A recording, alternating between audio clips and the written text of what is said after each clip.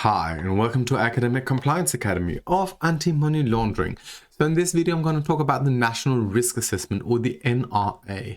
But what is the NRA? Well, if we consider this chain of risk assessments going from FATF to the EU to a member state to the financial sector or the obliged entities, well, the NRA, the National Risk Assessment, is the member state assessment of its money laundering risk exposure.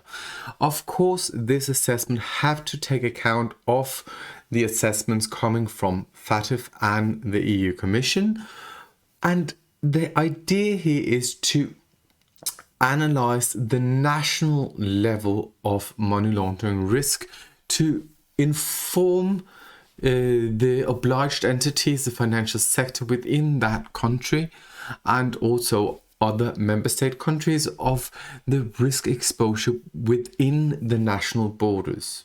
Of course, this information is also relevant to the European Commission and to FATF, so that is why we have this chain reaction of knowledge sharing, all to optimize and optimize the approach to money laundering and to have an efficient resource allocation in the combating of money laundering. But let's look into the regulatory requirements for this national risk assessment. So I took out here Article 8 of the new AMLD 6, which is of course at this point only a proposal, but we don't think that the text will change that much, so it is more to be on edge and be ready for what is coming. So let's look at it. So Article 8 regulates the national risk assessment, and it says that member states should carry out a national risk assessment to identify, assess, understand and mitigate the risk of money laundering. Well, that sounds familiar for any mitigation process or compliance process within the AML regime. Of course, it has to include terrorist financing too, but we will focus on the AML here. It shall keep that risk assessment up to date. And review it at least every 4th year. Okay, so there is here a requirement to keep having this assessment up to date, so we don't have any mistakes, which makes it much more usable for the financial sector and obliged entities than example giving if it was only kept up to date every 4th year. So we can see that there's a demand of having to be, that this risk assessment has to be dynamic in some sense. So the member state shall also take into account the report referred to in Article 7, which is the SNRA, that's another video, which is the risk assessment conducted by the EU Commission, so at the union level. So here we have a requirement that the national risk assessment has to regard what is happening at the union level to bring forth this information, but also to assess it in some kind of way, to tell the financial industry or the obliged parties within the AML regulatory regime in that state what is relevant and what might not be that relevant in each member state. Furthermore, there's an elaboration here that member states should use the national risk assessment for a range of purposes. It is to improve its AML CFT regime, in particular by identifying any areas where obliged entities are to apply enhanced measures. So there are differences between member states within the European Union. And because there are differences in our industries, our production chain, what products do we even offer, and how do we arrange certain type of legal persons? What do we have of corporate structures? All of these differences between all the member state really has an effect on the risk.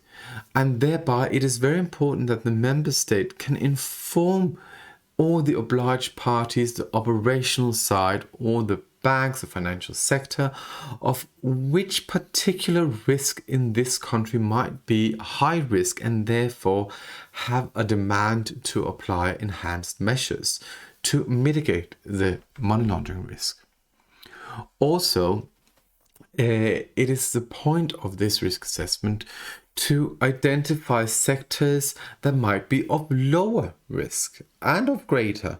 We've seen examples like life insurance is typically considered a low risk product, but member states will have to go in to see and do an evaluation based on the information that they have to try to assess and help any operational company or everyone within the AML regime to better grasp what are the risks in our society, in our nation, but also, of course, for other member states to read this national assessment and see, okay, so when we have cross-border transactions, where should we be aware and what should our financial industry, lawyers, etc., everyone within the AML regime, what should they be aware of considering transactions or operations that has a cross-border effect with other member states that also make this risk assessment.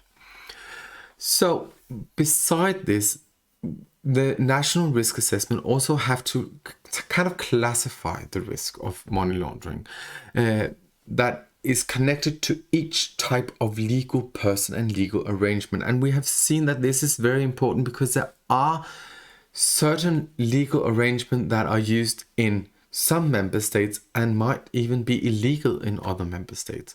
Therefore, we need to assess the risk and understand what are the risks of these different type of legal arrangements and how should we address this. They also need to decide on the allocation and prioritization of resources to combat money laundering. What should we focus on? Where are we going next? How should our companies within the AML regulation, the obliged entities, how should they allocate their resources? Because, well, resources it's not endless. So everyone has scarce resources and we need to really use them efficiently to combat money laundering.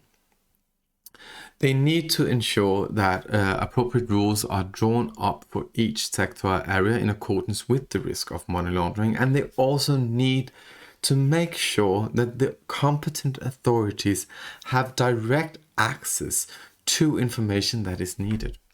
Furthermore, they need to describe this, how the nation, how the member state sets up the structure to combat money laundering. How do we assess this? How do we as a member state, how do we try to counter money laundering in our setup and what is our arrangement? Because sometimes it can be hard sitting in the private sector and really understanding and grasping what is happening from the public side. How are they kind of frameworking? How are they setting up barriers and how are they trying to protect the financial system from being misused for the purposes of money laundering? So all of this together is something that is required for the national risk assessment. And of course, these information have to be shared with the Commission and with the new regulatory body, the AMLA. So these are the actual requirements for the national risk assessment, the NRA. Another point that I often use and that I often make here is that we can see a tendency, and this is also happening in my member state country, which I'm very proud of, that we're going away from having this kind of descriptive way of doing a national risk assessment, where we look behind, we look in the back mirror, see, oh, so how have we seen the risk exposure during the last 4 years? And instead having this ex post kind of approach where we explain stuff after, we now see a tendency towards an ex ante where we try to predict also. So of course we need to look back and see what was where did we see problems, what were our deficiencies, but we also need to look ahead and see what is the future, what will the future bring, which areas can we see. And we know that there are some issues because we know, for example, that the EU is going in a full-blown green agenda, which means everyone wants to invest, or there's a lot of investment happening in green technology and green industries. Our awareness about this is very significant when it comes to money laundering, because green for us typically means a good guy, because someone wants to do something good for, well, society, for not polluting the air. But this can also be an example of where we need to look, and this ex-ante approach that we can see now in the national risk assessments is really good, because it's kind of like red flagging before something happens, and that is trying to use the national risk assessment in a more strategic way, which is a positive sign. So this was just a short video on the national risk assessment, how they function in the chain of risk assessment, and what is important to notice, what are the obligations, and together we might be able to be better and more efficient at combating money laundering. So stay tuned, subscribe, and let us talk more about money laundering.